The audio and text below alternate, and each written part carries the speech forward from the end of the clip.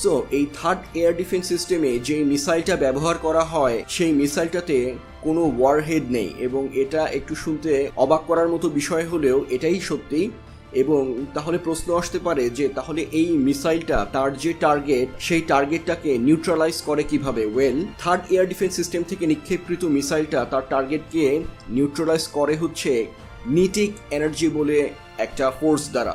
So কিনেটিক energy এটা কি? এটা হচ্ছে যে এই থার্ড এয়ার ডিফেন্স সিস্টেম থেকে যে মিসাইলটা নিক্ষেপ করা হয় তার গতি হচ্ছে মাক 8.2, এবং এর মানে হচ্ছে শব্দের গতির থেকে 8.2 গুণ বেশি স্পিডে সেই মিসাইলগুলো ট্রাভেল করে, এবং এটা অনেক দ্রুত গতি। এবং এই দ্রুত গতি নিয়ে যখন একটা থার্ড মিসাইল তার টার্গেটে আঘাত করে তখন সেই গতির কারণেই মূলত তার টার্গেটটা ডিস্ট্রয়েড হয়ে যায়। এবং এটার একটা অনেক বেনিফিট আছে। কিরকম বেনিফিটটা হচ্ছে এমন যে একটা ব্যালিস্টিক এবং ক্রুজ মিসাইলে যে সমস্ত কনভেনশনাল ওয়েপেন অথবা ওয়ারহেড ইনস্টল করা হয় সেটা নিউক্লিয়ার ওয়েপেনও হতে পারে। সো সেই নিউক্লিয়ার অথবা কনভেনশনাল ওয়েপেন সম্বলিত একটা ক্রুজ অথবা ব্যালিস্টিক মিসাইলকে নিউট্রালাইজ করার জন্য খুব সাবধানতা অবলম্বন করতে হয়। যদি কোনো একটা ট্রেডিশনাল মিসাইল দিয়ে কোনো একটা ক্রুজ অথবা ব্যালিস্টিক মিসাইল যেটা নিউক্লিয়ার ওয়েপেন রয়েছে সেটাকে নিউট্রালাইজ করার প্রক্রিয়া শুরু করা হয়, তাহলে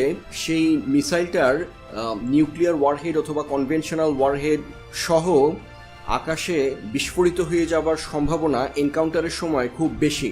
সো এই যে একটা বিপদ, এই বিপদটাকে মিনিমাইজ করার জন্যই থার্ড এয়ার ডিফেন্স সিস্টেমের যে মিসাইল সেই মিসাইলটাতে কোনো ওয়ারহেড ইউজ করা হয়নি, এবং ওয়ারহেডের বদলে মিসাইলের যেই গতি সেই গতিটাকেই ইউজ করা হয়েছে ইনকামিং হস্টাইল নিউট্রালাইজ করে দিবার জন্য। এই থার্ড এয়ার ডিফেন্স সিস্টেমটা হচ্ছে মূলত একটা land base air defence system, এবং এই এয়ার ডিফেন্স সিস্টেমটা যুক্তরাষ্ট্রের নেভিতেও রয়েছে, এবং Naval version of the third air defence সিস্টেমকে বলা হচ্ছে অ্যাগিস।